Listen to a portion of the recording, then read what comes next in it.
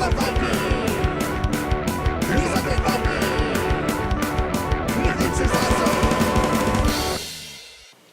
everybody, this is me, the Viking, and this is the first step on Calas, or Calas. I don't know. So this game is about this world, or this island, or this like city of 1,000 delights type of situation, known as Calas or Calas. And each player is representing a different faction, a different hero, and like different warriors or whatever of that faction. And you all have a city or a base on that city. And you all want to take control of Calas or Calas because it is, just like I said, it's like the island of forbidden delights or what have you. It is like the jewel of the ocean. So you have giant armies, you have, like I said, different heroes, and you have a certain amount of space already taken over at the beginning of the game. But in order to win, you're going to have to go and attack the other players and take what they have to better yourself. It is a game that, I'll talk about this in a little bit, but it is a game unlike anything I've played in a long time. Mostly because it is a roll and move game, which is kind of an unheard of mechanism nowadays. But it also just has ways to mitigate the luck of the roll and move, so I think it works in a lot of ways.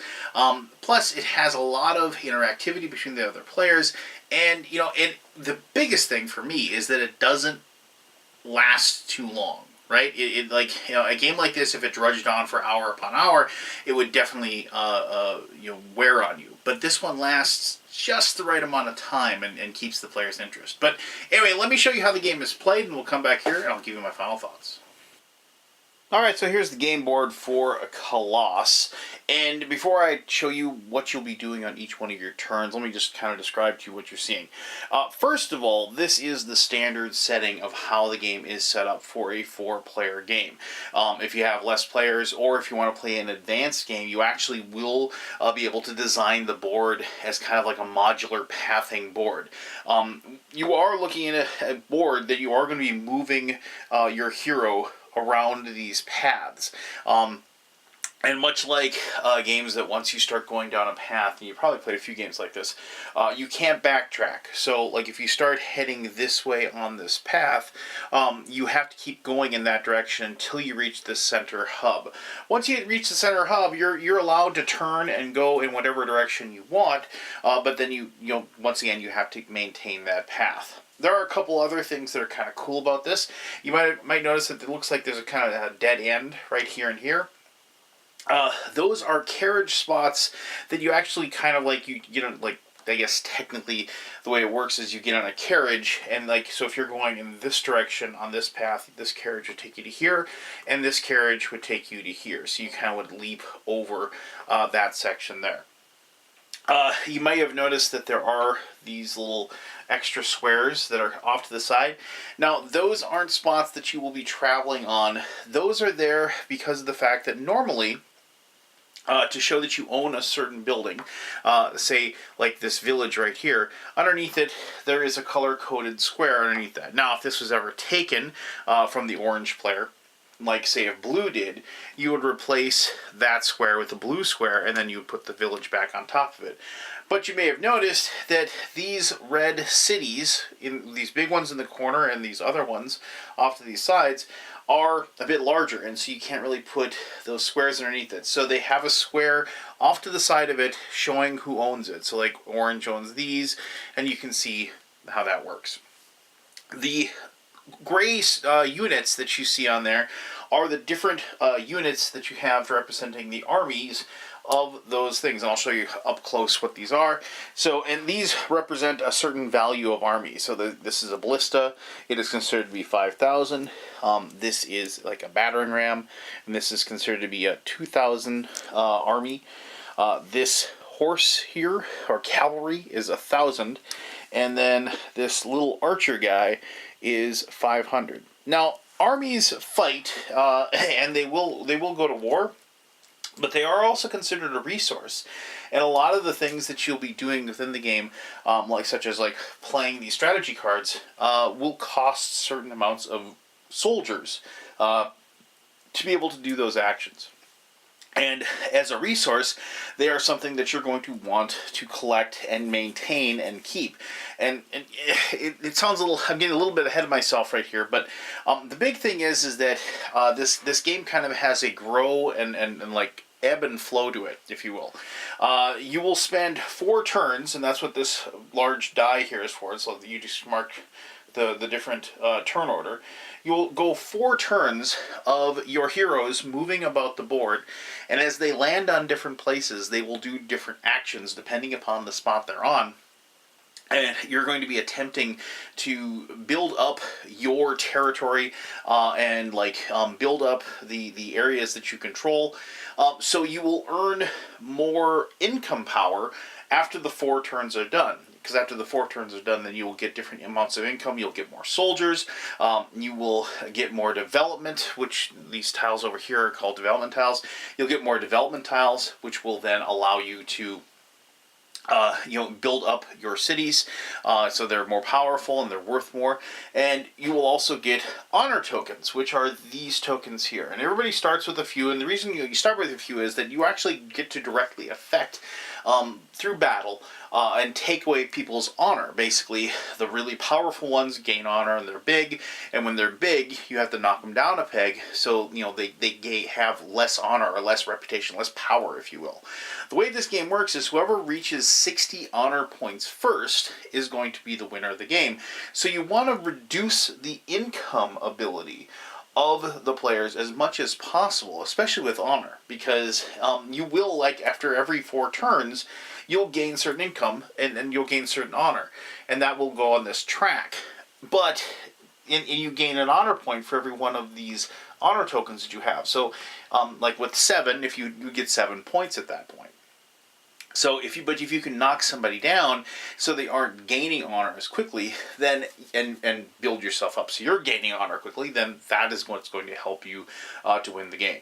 Now, each one of these main cities is corresponding with a different faction, and that faction will have a leader, and then will have different heroes. And each faction will start with basically their leader card, and so here's this orange faction that I'm just choosing to have right here. And Dux Latro, the Lord, and he'll have he's the King of Thieves. It's like during his turn, whenever Dux Latro passes a player, you may steal 500 soldiers or a strategy card from the opponent. And so obviously if you go by somebody, then you'd be able to steal something. And you also see there's these little stats over here. Now these are the 3 different types of combat that you can be involved in depending upon where your armies meet. And I'll talk about that in just a little bit. But I mentioned that just because I wanted you to see he will roll, no matter what type of combat, he'll roll 2 through 12. So these are the other 2 that he starts with. And so we have Ignis the Arsonist, and we have Alls the Rich. Well, you'll notice that Alls the Rich also is 2 to 12, no matter what. But here we have Ignis the Arsonist, and you'll notice that here, in this middle one, is a 3 to 13. Now, the way those work, this is kind of cool, actually. I honestly can't... I think I remember seeing a game with dice like this at some point in my youth. But I can't recall. But anyway, so here's some normal 6-sided dice. When you move, you will be rolling 2 dice, and you'll be moving that number of spaces. And I'll show that to you in just a second. But if you have an increased ability, like the Arsonist has, you will be able to replace, because he goes 3 to 13, you'll notice that this die here has a 2, it has a 3, it has a 4, it has a 5, it has a 6, but it has no 1. It has a 7. How cool is that? And so then also, you have these green dice, and you'll see that not only do they have a 7, they have an 8, and then also this black die here, it has a 6, so it has a 4, a 5, a 6, and then we have a 7, we have the 8, and then we have a 9 spot on that. So these dice are really, really cool. I actually really dug just the way they looked. Like I said, I kind of think I remember seeing a game that had dice like that before, but I can't quite recall. But it doesn't really matter. All right. So the way the game works, as I said, is pretty simple. You just are going to roll the dice, and I'll just roll two, but I'm not going to really go through a turn. You roll the dice, and that wouldn't be the best roll. But then he would have you go 1, 2, 3. Now, and the thing is that you can choose whichever, but I'm just going to go this direction. So this is a guild hall building. Now, guild halls you can't control. You can't take them over. But when you land on them, you're able to use them in one of 3 different ways. And I'll actually kind of just show you this tile up front here. So you can draw strategy cards. You can purchase a character card and cost 2,000 soldiers, or you can purchase a development token, and you can buy up to 3. The first one costs 2,000, 4,000, and 6,000. Now that's armies, so that's spending those things. So in a guild hall, you can draw these strategy cards, and I might as well just show you. Each player starts with 2 strategy cards to begin with, and these are just, if you play games with cards, in a lot of ways, they're just ways that you can break the rules. So in this case, you can. So like Contemplation, for a cost of 500 soldiers, you can draw and gain 2 strategy cards from the deck. And here's Secret Passage for 1,000.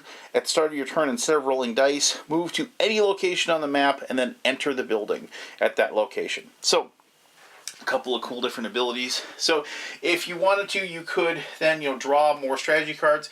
You have a maximum of 5 strategy cards at any one time. If you ever have more than 5, you have to discard down to 5. Meaning that if you had 5 and you drew strategy cards, you could mix and match, and you can still do it. You just have to choose one of the others. Now, strategy cards doesn't cost you anything.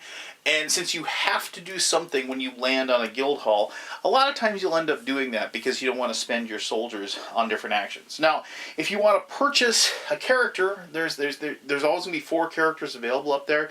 As you take them, they'll be discarded.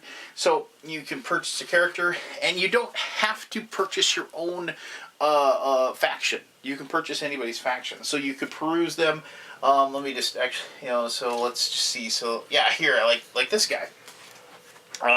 You have the Totem Warrior Tiger, right? And notice he's a really good fighter. So maybe you'd want to have this guy. 3 to 13, 4 to 14, 3 to 13.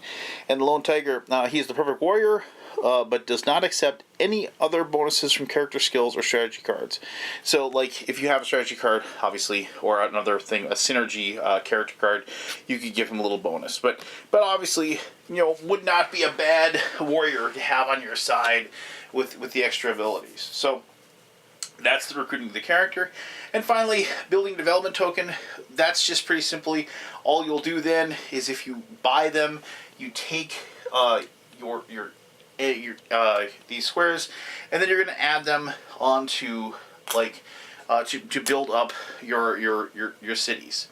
Now, you can't, if you own multiple cities, and you do at the very beginning, you can't just build one city straight up, like keep building it. You have to actually, so if this one's level 2 and this one's level 1, you have to move that one to level 2. If we somehow eventually took over this pirate ship and we were in control of that, and that was level 1, level 2, and I bought 2, I'd have to give 1 to this one and 1 to that one. So you always have to be keeping all of your cities on the same level as far as the development that they've done.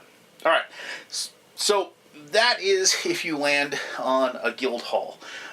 Those are those 3 different actions. Now, there is this central city.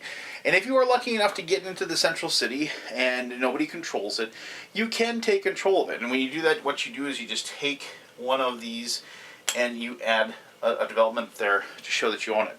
You also, when you take over that, and also for that matter when you take over other ones as well, you can then, if you want to, place any of your units or armies that you have available and place them to protect them in that location. And if you don't do that, you can still control it, but the city is considered abandoned, or the building is considered abandoned, and if somebody else lands on it, they can just take it without a fight. So it's always a good idea to put some of your army there, just so you can actually fight back if somebody happens to attack it. You don't actually develop the central city. When you get to the income phase and somebody owns it, it will develop on its own naturally by 2 levels. So you don't actually have to do anything to develop that one in the center. All right, so the other places you can go, or that you can land on, besides, and if you ever land on your own property, so if you land on your own city, you land on your own village, you land on your own mine, if you ever land on your own spot, at that point you can mix it, you can, trade in your armies. At that point you can build up defenses, or you can take armies away to like have more armies available for combat. So if you were to say land on this this village, it's got that, it has that that battering ram on it. Maybe I want more armies, and so I would take that off, and maybe I would just trade it in and turn it into 2 cavalry. And so I could put 1 cavalry there, and I could then keep 1 on the other in front of me. So, and you can do that as long as it's yours. If you land on somebody else's property, like, so I'll just move this over. So let's just say we land on this village right there. Now you have a choice. You have a choice of either fighting that person, or you can pay them a toll. When you pay them a toll, you basically give them some resources. You give armies, but then also you get honor for doing so, because like you're paying a fealty, if you will. But if you can't pay the toll, you have to fight. And when you fight, you have 3 different methods of fighting. There is a fighting for honor, which is just a champion versus champion. And the 2 champions will fight it out, and whoever wins 3 out of the 5 rounds will win honor for their faction. I apologize. I mean, that's the champion fight. The honor fight is actually like a decision where the attacker will decide which characters are going to lead the battle, of the characters they have. Now, a couple important things to mention here. When you attack with characters other than your main general, they're done for the rest of these 4 turns. So when you send them out, so if you did a battle, say, with our arsonist, you flip the card over, and you can't use him again until you've gone through the 4 turns. So you have to kind of pick and choose and make sure you're picking the right person to do the attacking. So first you pick which character or characters are going to be out in the battle. Then the defender does the same thing. They pick their character or characters, and then the attacker will send out, depending upon the armies that they have in front of them, up to 2,500 points of armies, and then the defender does the same thing. It has to be a multiple of 500. Then after that, you're going to start doing turn-based battle. And I should have mentioned this when I talked about the champion battle. Battles are just roll the dice, and depending upon the character that's leading the battle and the type of battle that's being done, they will roll their dice, and the other person will roll the dice. If you tie, you just re-roll. Both people re-roll until there's a winner. Once you have somebody that wins in a round of the battle, then they'll kill 500 soldiers of the person of the opponent, and then and immediately gains an honor point when you do that. And then if it is a city that you're fighting for, that is level 5 or more, you can actually send up to 5,000 soldiers, not just 2,500. So that's the honor fight. And after 5 rounds, the player who eliminates all of the enemy soldiers, or has more soldiers at the end, will win that battle. If you eliminate all the soldiers, and obviously you eliminate soldiers on a city or an opponent's spot, you then can take over that spot, take away their control marker, and replace it with one of your own. Now, I do apologize, I skipped over the champion fighting, but it does work kind of the same way. So the champion fighting will occur at cities. And so then the attacker, basically, it's like the idea of like the champion of the army calls out the champion of the city to come out and fight them. And so then you're going to roll, and if you re-roll ties, whoever wins, the first person to win 3 out of 5 will win the battle. If the attacker wins, they will get 1,000 points of army from the defender. The defender just wins, and they don't actually have anything bad happen to them. So I think that's in there just basically to like kind of spur somebody to be more willing to be the attacker. If the city has level 5 or 5 or more, then you get 2,000 army from the defender if you win. All right, so the final type of battle that you have is called the War of Aggression. So the same thing as like with the honor fighting, the attacker sends out one or more characters and all the soldiers from their team, and then the defender sends out one or more characters and all the soldiers from their city. And after that, you start doing a turn-based battle. And then for every round, once again, you just roll the dice, and if you tie, you just re-roll. This is how you would fight a village and a mine with a War of Aggression as well. So for the player who has a higher result eliminates 1,000 soldiers from the opponent. If the defender loses 1,000 soldiers, they must return a soldier income token to the pool. If it's a fight against a city, if the attacker has a higher result, only 500 soldiers are lost because of the fact that the city has protection, has city walls, that sort of thing. If it is a level 5 or above city, it's 1,000 soldiers of the defender will be eliminated. And then when the defender has a high result, 2,000 soldiers of the attacker are eliminated. So like the city's big and has lots of good defenses, so they're able to take out the attackers. Once a player has no soldiers left, the battle is over. The player eliminated, their opponent's soldier wins. And if the defender wins, they can randomly draw a character card from the attacker's team. So you could lose a hero that you have because you've taken them as you captured them as a spoil of war, if you will. And that is the three different battles that you can do. Battles will happen a lot, especially at the very beginning because of the fact that everybody kind of controls everything other than this middle spot here. You will end up landing on people's locations a lot, and you will not be able to pay the toll to prevent the battle from occurring. So battles will happen quite often, and there's a lot of seesaw control that goes back and forth. And you might be saying, well, that sounds really chaotic and random, but there's one thing that I really haven't mentioned, and that is these dice cards that are in front of you. You might have noticed them from the beginning. Whenever you roll the dice, you're allowed to replace a die with one of these numbers. So if I rolled and I didn't want to move 4, maybe there was a place I wanted to go to that was 8, I could turn that 2 into a 6, and I would turn that over. These, once they're turned over, are turned over until you get through to the 4th round and then go to the income phase, and then they'll be flipped back over.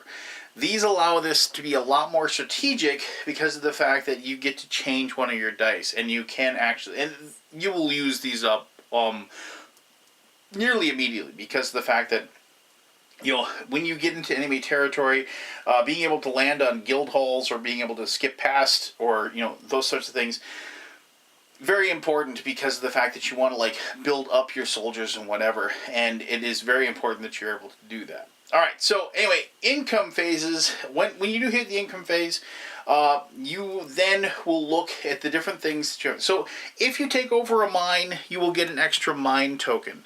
And that just it shows that you're going to be taking those away from somebody else. During the income phase, each mine token that you have will give you a free development square that you're able to use on your cities. You just get to place them immediately at that time. For every village that you control, and for every 1,000 soldiers that you have in each village, you will be able to have a soldier token, which are these. Now, actually, I probably should have reduced it by 1. I probably, if I had done that, but I forgot to. But it's no big deal. So for every soldier, every 1,000 points of soldiers that you have in each village that you control, you get a soldier token. When the income phase comes along, that means then you get to take that many for every token you get to take soldiers from the pool, and each token is the equivalent of 1,000 soldiers. Then for each level of city that you control, you will have 1 honor point token. So as you build up these cities, you will take more honor point tokens and put those in front of you, and then when the income phase happens, you will gain victory points or honor points for each honor point token that you have in front of you. At this point, if somebody has hit 60 points, then the game will end, and whoever has the most. So that you could have multiple people that go above 60. You could have a 67, a 62, a 61. The person that has the 67 points will win the game at that point. It isn't going to be like the first person that goes over of that. Now, if nobody has one, you will then just put the turn marker back down to 1, and then you will start the process up again, and you'll go through these turns. You do, in case there's a possibility that there's characters up here that nobody wants, you will take all 4 of the characters and put them on the bottom of the deck and draw 4 new ones, and have 4 brand new heroes to choose from the top. And that is how you play Calas or Calas. I like to think it's Calas. Calas just sounds, well, it sounds like a callus. But anyway, no, this was a really interesting game for me and really fun as well. I can honestly say I haven't played a game like this in a long, long time. I was trying to think of it. After we got done with our first couple of plays, my game group and I, we tried to talk about just exactly what kind of game this is. It has area control. It has, it has dice combat. It has, there is definitely a lot of table talk going on, and discussions and negotiations and things like that. Because the biggest thing is that, almost all of the information that's in front of you is all open knowledge. Meaning that, the only things that you're keeping for anybody are, your strategy cards. You don't show those. But everything else people can see. You can see how much armies they have. You can see how many honor points you have. You can see how many honor tokens they have. So you can see who is getting close to winning the game. And so people will be talking. People will be saying, we got to stop player X because they're going to beat us, that sort of thing. So it is definitely a very aggressive game, a very highly interactive game, and also a lot of fun. And, like I said, we struggled to think of a game that was like this. And this might be one of those, really rare things where this is an actually, fairly original or unique game. It's a bit of a throwback, but it's a bit of a throwback in a really good way. Well, let me talk about that and everything else in my final thoughts. Oh, there we go. The first steps on Calas. So, there you go. The game itself is not difficult to learn how to play. I mean, you're going to roll some dice, you're going to move your hero, and depending upon what you land on, you're going to make a decision.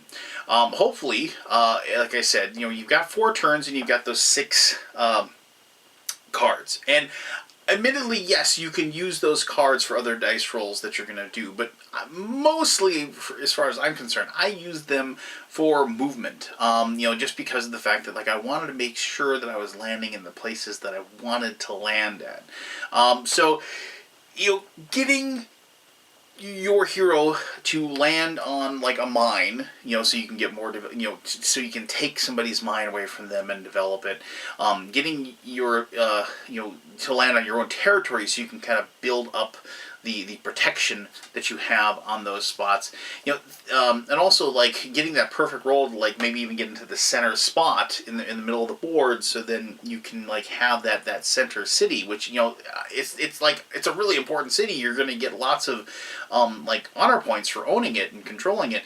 But getting there first, getting there fast, and being able to get there and protect it and hold it is something that you want to be able to do. So there's all kinds of things like that going on during the game. When you'll look at the board, you'll see exactly what number you want, and you're going to roll the dice, and you're going to try to figure out how you're going to make that happen depending upon the dice that you rolled.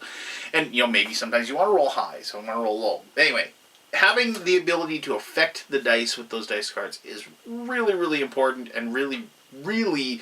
If those weren't in the game, I don't think this game would. I mean, it honestly wouldn't be any fun. Because of the fact that I think then the chaos factor and the random factor would be too much. As it is, yes, there is some chaos and randomness going on as far as the dice rolls go, but you can mitigate it, and plus it adds a great deal of tension and fun into like knowing what your plan is and then rolling the dice, and those dice just aren't exactly what you want. Maybe you used up the dice card before, now you've got to move your character to another spot that isn't optimally what you want, but now what are you going to do with that? What are you going to do with that action?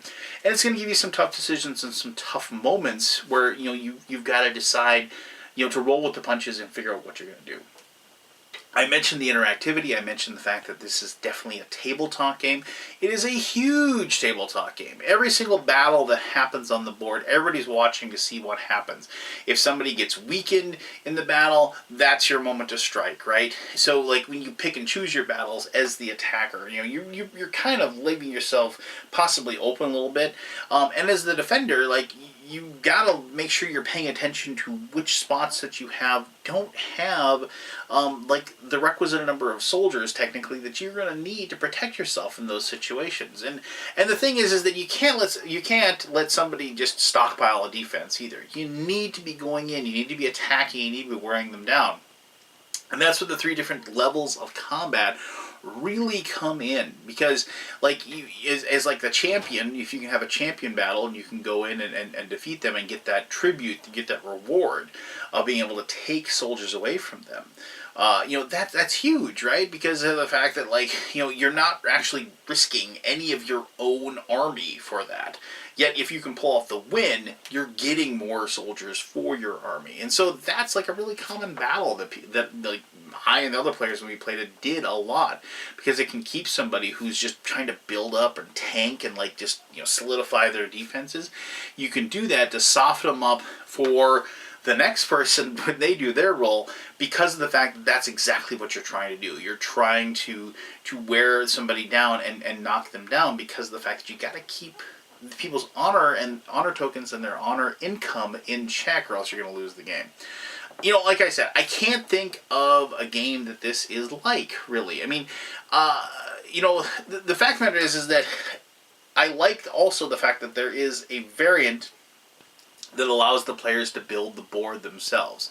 And because of that, and I remember when I saw the board and I was like, okay, set the board up like this, I was like, oh, there's all this empty space on the board. What's going on? But then I actually read that you have that variant where you were allowed, and each person just kind of builds up their own path, and they can twist and they can turn, and we did that, and we played around with the different abilities to like kind of make these different paths and different junctures, whatever.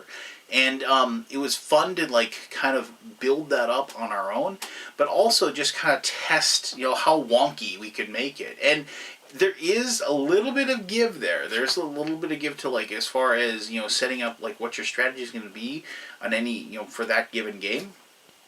And it keeps it fresh and interesting because of the fact that you're able to change up, the tracks, basically, if you will.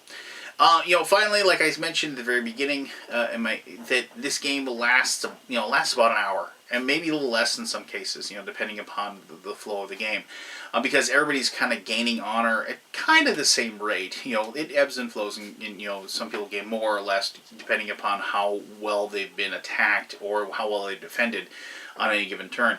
But it ends really quickly. The turns flow very, very fast. Even the combats don't take very long. And, it is good that it lasts like that amount of time. Because of the fact that that the first person's 60, will trigger that game end, it really has an effect of intensifying the urgency of making sure that you're doing optimal moves in your turn.